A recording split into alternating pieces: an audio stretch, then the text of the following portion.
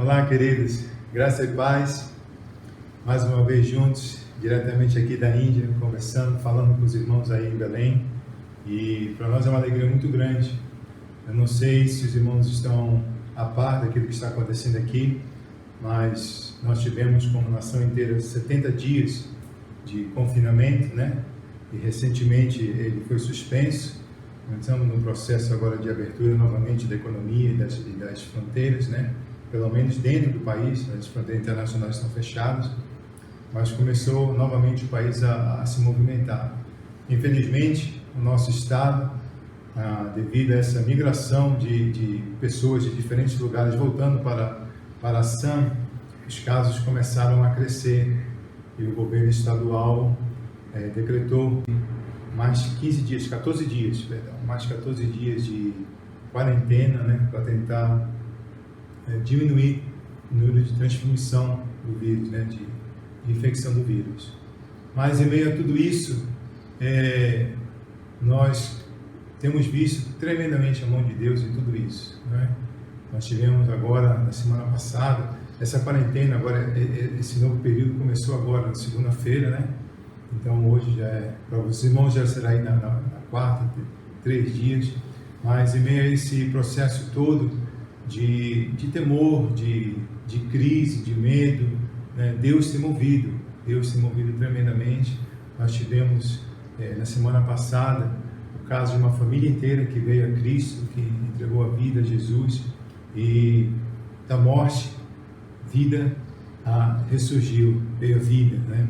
Em meio a tudo isso, em meio a toda essa crise, nós como igreja, como aquilo que nós cremos, como comunidade Minor, como ministério, a visão que nós temos como igreja local, de sermos uma igreja voltada para Deus, uma igreja voltada para si, uma igreja voltada para fora, para os de fora, para as nações, nós conseguimos realizar a doação de 270 cestas básicas, talvez até mais do que isso, né? 270 cestas básicas a famílias carentes, as famílias necessitadas. E isso, sem dúvida alguma, é uma alegria muito grande para nós, porque nós não podemos nos submeter ao medo, nós não podemos ficarmos inertes como filhos de Deus, como reino de Deus. Nós precisamos agir e declarar, realmente profetizar contra o terror, contra o medo, contra qualquer tipo de situação negativa, realmente aquilo que a palavra de Deus diz. Nós cremos, por isso nós agimos, né? A nossa fé, ela é tomada de ação, ela é tomada de atividades, ela necessita realmente de trabalho. É isso que nos move, né? Trabalho não simplesmente um trabalho humano, mas um trabalho espiritual movido, conduzido pelo Espírito Santo. Então, é com muita alegria que nós compartilhamos essas vitórias com os irmãos, né? 270 cestas básicas não é simplesmente comida que nós estamos dando, é uma oportunidade de nós chegarmos a 270 famílias e com essas famílias, compartilhar do amor de Deus, né? Simplesmente alimentar o corpo não seria apenas uma obra social, mas nós não somos movidos pelo social, nós somos movidos pelo Espírito Santo. Então nós utilizamos essa ferramenta apenas como um instrumento, uma ponte para chegarmos até mais vidas. E isso nós queremos compartilhar com vocês, queremos que vocês sejam parte disso, queremos agradecer as orações, queremos agradecer você que tem participado conosco em missões, juntos, sempre, juntos pelo reino de Deus, a serviço do Rei Jesus. E nessa noite eu gostaria de compartilhar com você algo que tem vindo ao meu coração, que tem me preocupado um pouco em relação a toda essa crise mundial, né, que temos passado por causa dessa enfermidade, por causa dessa pandemia. É aquilo que está ali no livro de João, capítulo 7. No livro de João, capítulo 7. É um versículo bem pequeno, mas é muito interessante. A palavra de Deus fala assim: cada um foi para a sua casa. Cada um foi para a sua casa. Se você for ler ali o contexto de João, capítulo 7, o Senhor Jesus ele chega até a cidade de Jerusalém de uma forma escondida, né? Porque os judeus, os fariseus queriam prendê-lo e matá-lo, mas o tempo ainda não havia chegado para ele. Mas a palavra diz que ele foi escondido até Jerusalém, e ali na festa dos tabernáculos ele começa a ensinar, ele começa a ministrar a vida das pessoas e acontece um tumulto muito grande, houve uma divisão em meio à multidão. Muitos diziam, esse realmente é o Cristo, é o filho de Davi, é aquele prometido.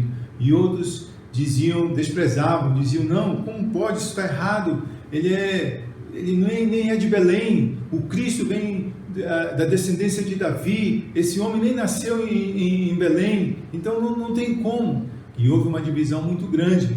E é muito interessante porque quando você começa a ler o capítulo 7, chega até o final dele, o final desse capítulo termina com esse versículo bem pequeno de 53. E a Bíblia diz, cada um foi para a sua casa. Em meio a toda aquela situação, em meio a todas aquelas disputas, talvez de teologia ou até mesmo de favoritismo, uns gostavam, outros não. O final de tudo foi que eles chegaram à conclusão, quer saber de uma coisa? Vamos para casa. E quando eu olho para essa situação da pandemia que está acontecendo no mundo inteiro, principalmente agora nessa situação de confinamento, algo tem preocupado o meu coração em relação à igreja do Senhor Jesus. Como nós temos agido em relação a isso? Qual vai ser o final? Qual será o resultado final dessa pandemia na minha vida e na sua vida como filhos de Deus, como discípulos do Senhor Jesus? O que tem preocupado o seu coração nesses dias?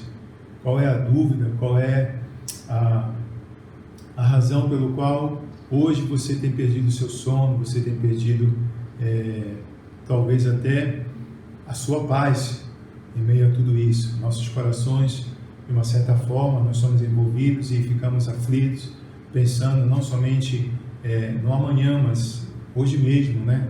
Talvez nós possamos estar com medo da morte, talvez nós possamos estar preocupados com a situação econômica, talvez eu e você nos preocupemos com a questão de nos proteger e nos guardar de uma infecção, e se nós fomos infectados e transmitir para alguém da nossa família, então fica toda essa dúvida, fica toda essa preocupação, talvez até mesmo nós estejamos pensando nesse novo normal, como se adaptar a esse novo normal, né? Eu tenho meditado sobre isso, e quando eu olho para a palavra de Deus, quando eu penso em tudo isso, eu vejo que toda ação de Deus ela tem um propósito. Tudo aquilo que Deus faz, isso tem falado muito comigo, comigo, com a Rosane aqui na Índia, com a igreja. Tenho passado isso para a igreja aqui em Guarati, é que Deus, ele tem um propósito em tudo aquilo que ele faz. Ele nunca age por acaso, ele nunca age de uma forma aleatória. Tudo aquilo que ele faz, ele é perfeito, ele tem um plano, e o seu propósito final será cumprido. Nós temos o livro de Apocalipse que nos revela isso, que nos ensina isso. Tudo que ele faz tem um propósito, e o propósito de Deus há de ser cumprido.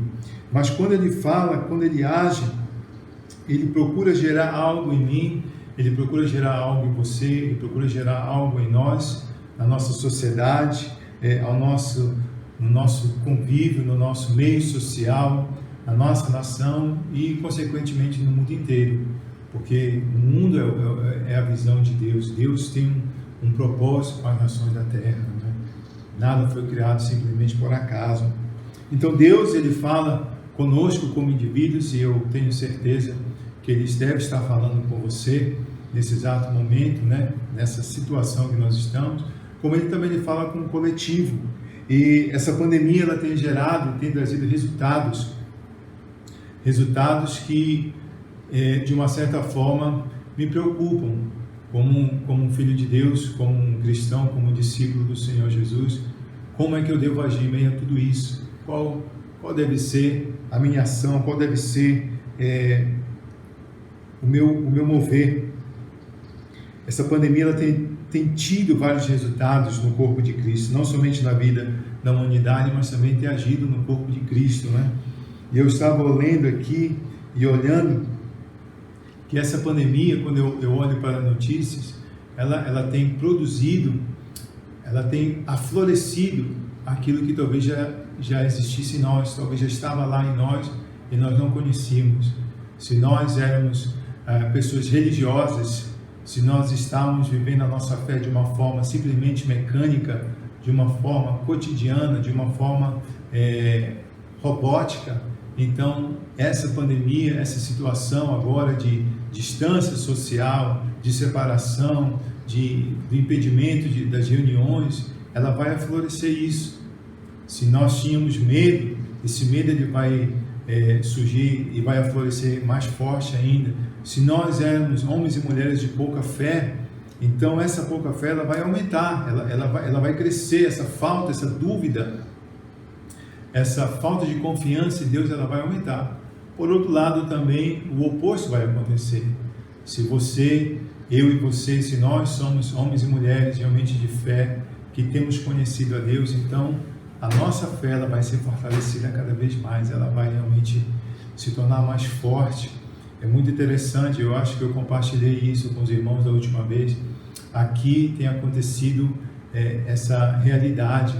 Nós sempre falamos, e quando vez que pregamos o Evangelho, dizemos que o Senhor Jesus disse que Ele voltará, e que antes que Ele volte, esses sinais aconteceriam, sinais de guerras e rumores de guerras, de fomes, de pestilências, de terremotos. E quando alguns irmãos hoje, novos na fé, quando eles olham para a situação do mundo hoje, talvez assistindo a televisão ou até mesmo através das notícias na internet, eles estão bastante alegres, motivados, fortalecidos com isso na sua fé. Poxa, Jesus falou isso há 2000 anos atrás e realmente está acontecendo. Então é um sinal de que Ele vai voltar, Ele está voltando. Se aquilo que Ele falou 2000 anos atrás está acontecendo, então Ele está voltando.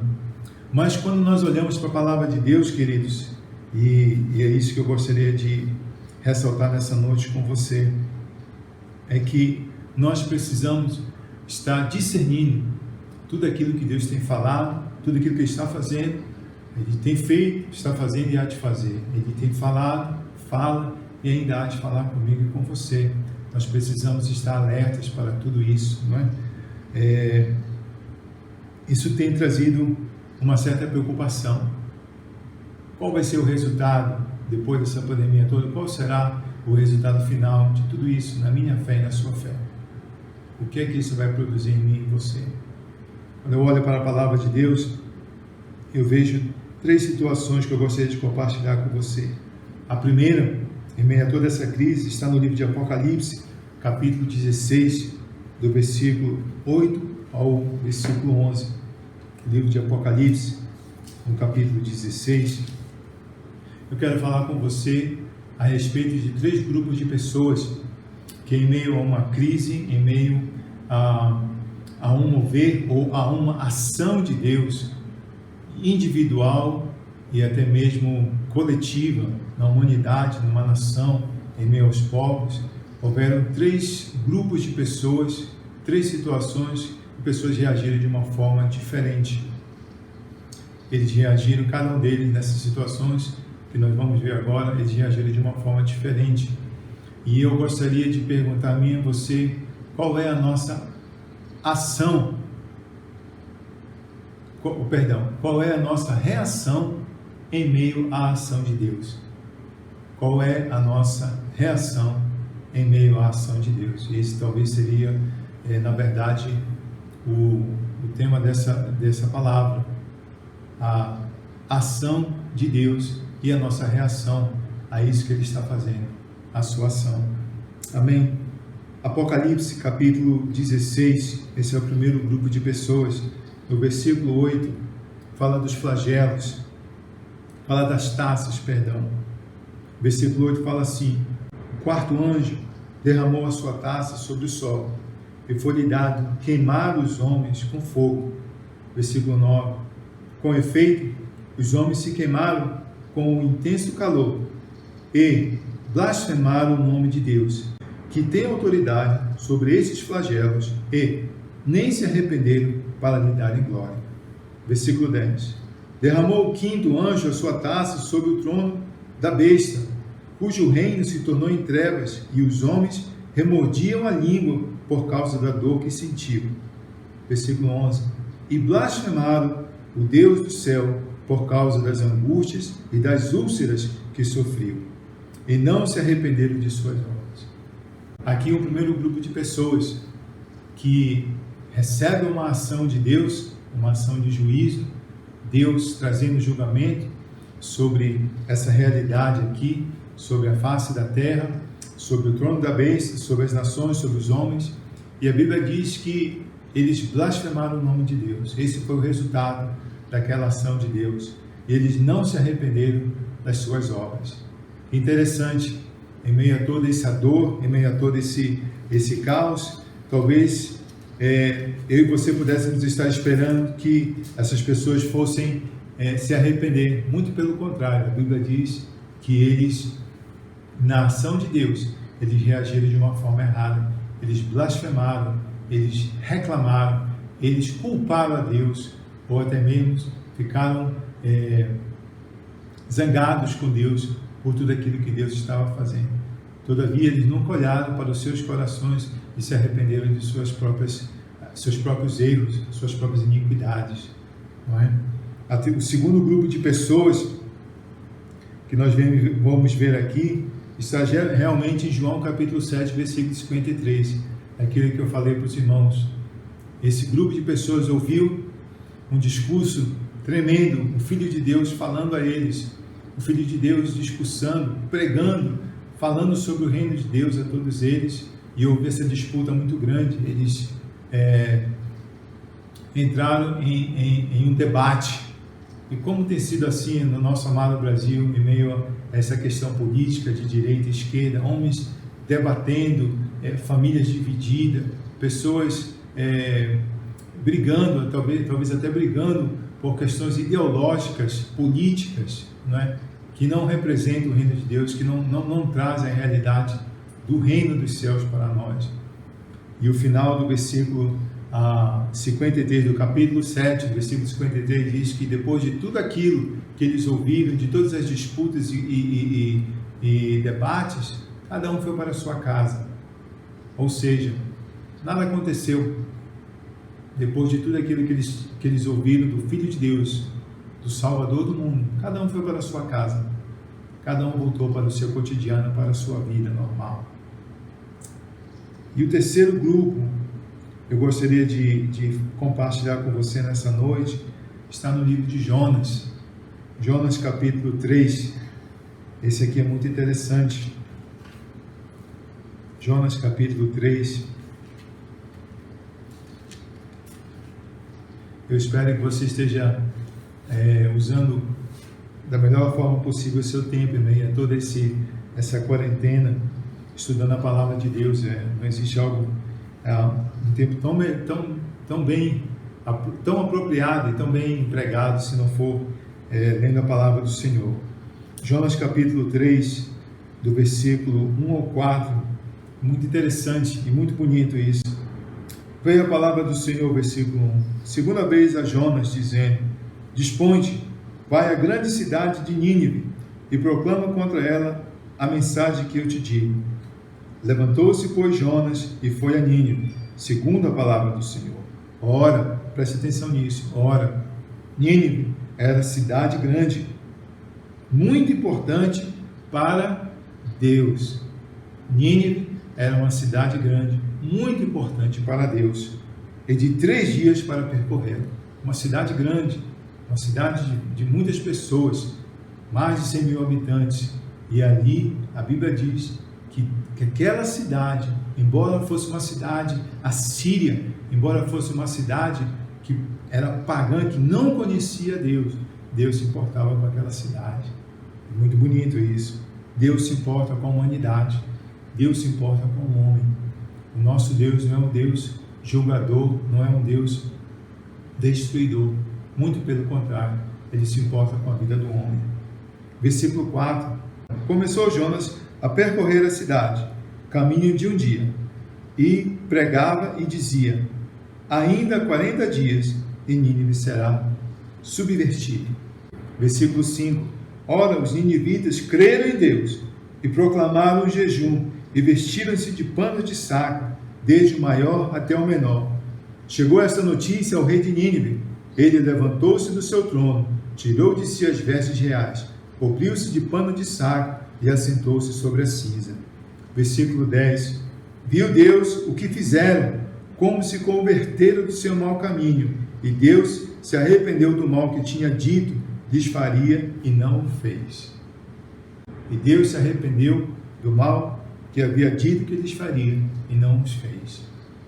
Aqui está o terceiro grupo de pessoas que receberam uma ação de Deus, uma ação de uma mensagem de julgamento, de uma mensagem de repreensão da parte do Senhor. A Bíblia diz que Deus viria para julgar aquela cidade. Jonas foi enviado ali para declarar juízo de Deus. Mas a palavra de Deus diz que aquela cidade, que o seu governador, que a sua maior autoridade, o rei daquela cidade se arrependeu. Todo o povo junto se humilharam diante de Deus, se colocaram diante do Senhor em arrependimento. E a Bíblia diz que Deus olhou para eles com olhos de misericórdia e poupou aquela cidade, não a destruiu. Se você continuar lendo ali o livro de Jonas, você vai ver que Deus tinha uma preocupação até mesmo com os animais daquela cidade. Por isso, meu amado, eu quero nessa noite fortalecer você com essa palavra. Qual é a sua resposta em meio a essa ação de Deus no mundo inteiro? Em meio a essa ação desse vírus, daquilo que Deus tem feito através dele, qual é a sua ação?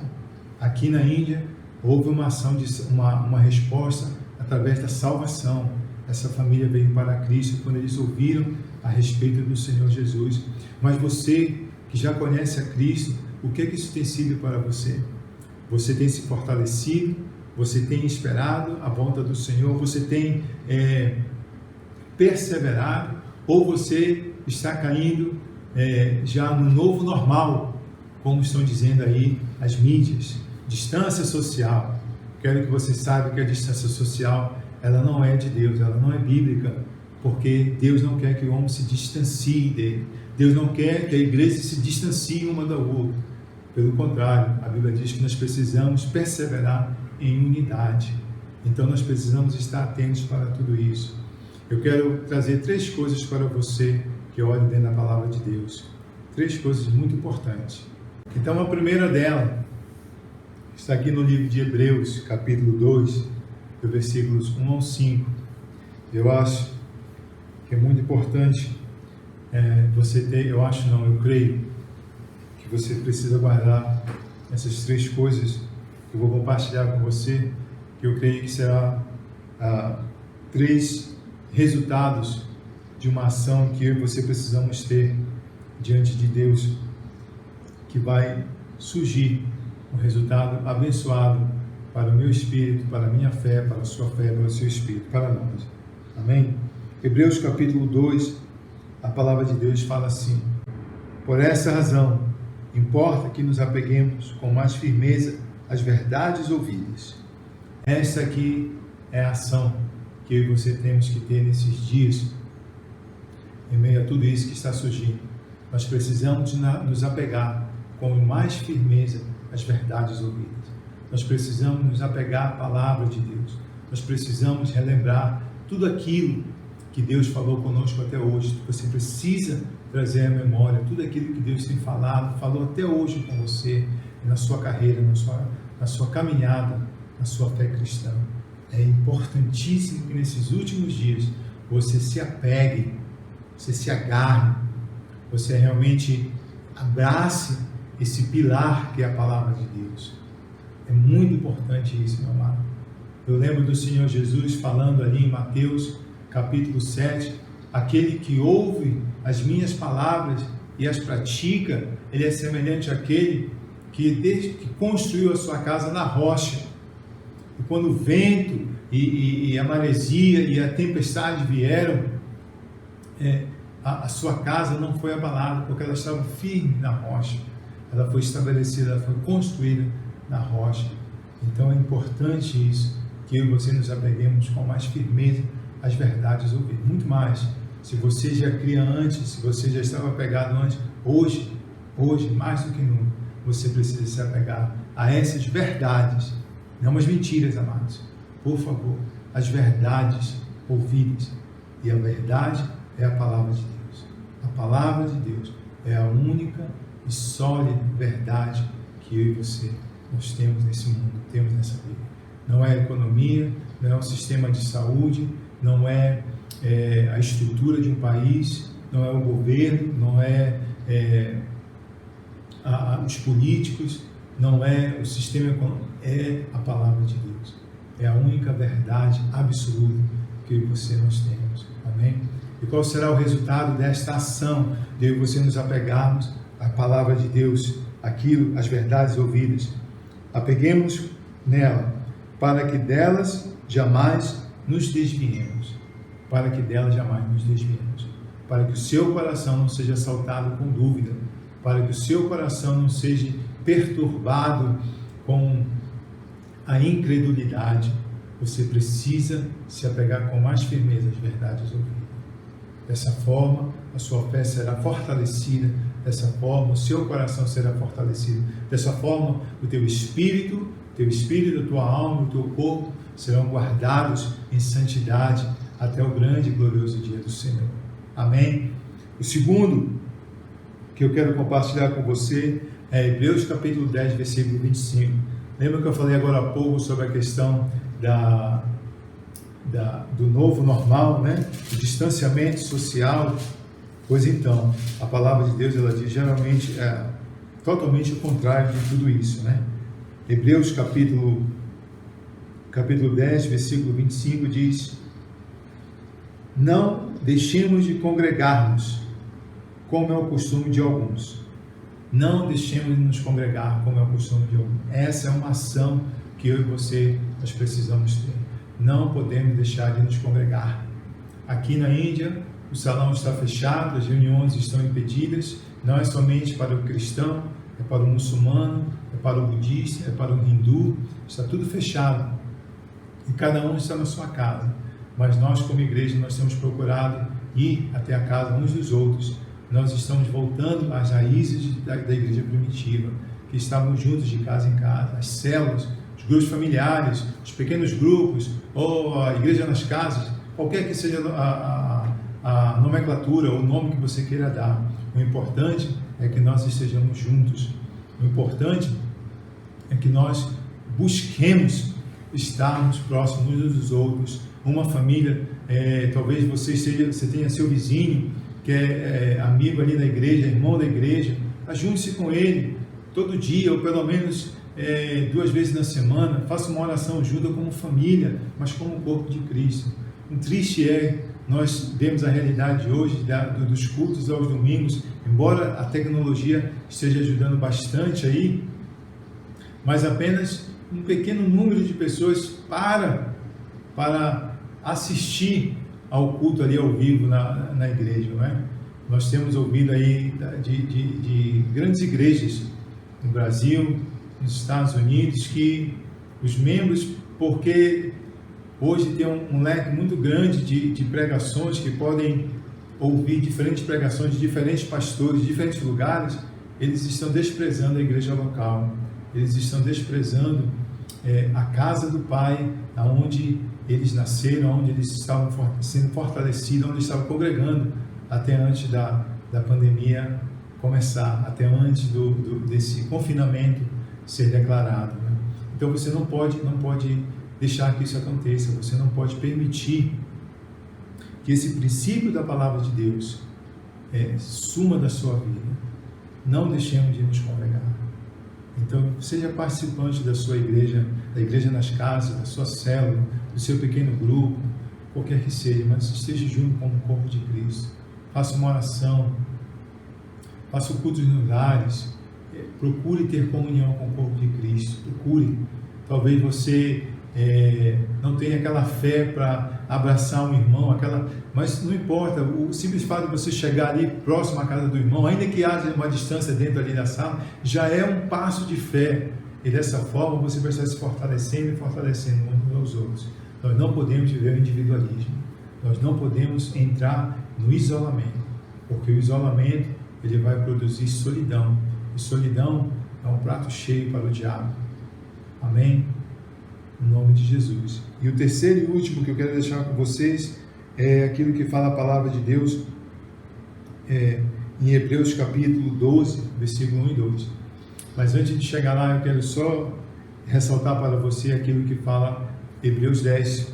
Porque nós precisamos nos congregar para fortalecer uns aos outros. Se você continuar lendo ali o versículo, ele diz: antes façamos admoestações, e tanto mais quando vedes que o dia se aproxima. Esse dia é o dia é o dia da volta do Senhor, o dia do Senhor. Nós precisamos, demonstrações quer dizer encorajar, fortalecer. Nós precisamos nos fortalecer uns aos outros, até antes que venha o grande dia do Senhor. Precisamos encorajar uns aos outros, até o dia dele, o dia do Senhor. Amém? Então procure estar em unidade. E o último é Hebreus 12, do versículo 1, né? Versículo 1 e versículo 2, bastante conhecido por todos nós. Portanto, também nós, visto que temos a rodear-nos tão grande nuvem de testemunha, desembaraçando-nos de todo o peso e do pecado que tenazmente nos assedia, corramos com perseverança a carreira que nos está proposta, olhando firmemente para o autor e consumador da fé, Jesus, o qual em troca da alegria que lhe estava proposta, suportou a cruz, não fazendo caso da ignomínia, e está sentado à destra do trono de Deus. Portanto, se nós olharmos o capítulo anterior, o capítulo 11 do livro de Hebreus, fala dos heróis da fé. E essa é a ação da fé.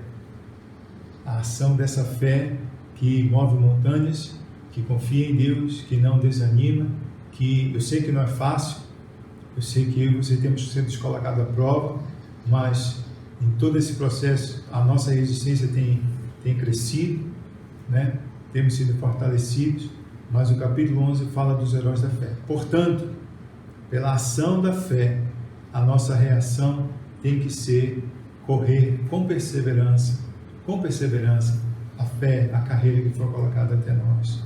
E correr, às vezes, tem duas formas de corrida. Muitos corredores correm por prazer, outros correm por necessidade, porque precisam cuidar do coração, precisam cuidar da saúde. Nós precisamos, usando um paralelo aí das coisas naturais com as coisas espirituais, tem pessoas que elas já estão firmes na fé, estão sendo fortalecidas cada vez mais. Mas se eu e você, se de alguma forma nós estamos fracos, eu quero encorajar você a continuar correndo, porque isso vai trazer saúde para a sua vida espiritual, vai fazer um bem para o seu espírito, para a sua alma, porque a linha de chegada, ela está próxima e você não pode desistir. De que forma você vai conseguir chegar lá? Olhando para Jesus, olhando para Ele, o autor e consumador, aquele que completou a carreira a favor de nós. Então Ele já nos deu a vitória. Nós precisamos apenas cruzar essa linha de chegada. Que Deus abençoe você, que você realmente tenha essas três atitudes, essas de não deixar de congregar, essa de se apegar com mais firmeza às verdades ouvidas, para que você não venha se desviar delas, e olhando para a fé em Cristo Jesus, e olhando para Ele, você continue correndo, seja por prazer ou seja por necessidade, aquela carreira que foi posta diante de você, para que você possa cruzar a linha de chegada e, chegando lá, naquele grande e glorioso dia, receber a coroa da vida que o Senhor tem preparado para todos aqueles que esperam, que amam a sua volta. Amém? Deus abençoe você, Deus abençoe a sua casa, a sua família. Um grande abraço aqui da igreja em Guarati, aos irmãos, né, da igreja da Vinho Novo aí em Belém, e oramos para que muito em breve possamos estar juntos, fortalecendo uns aos outros, em nome de Jesus. Amém. Namaskar.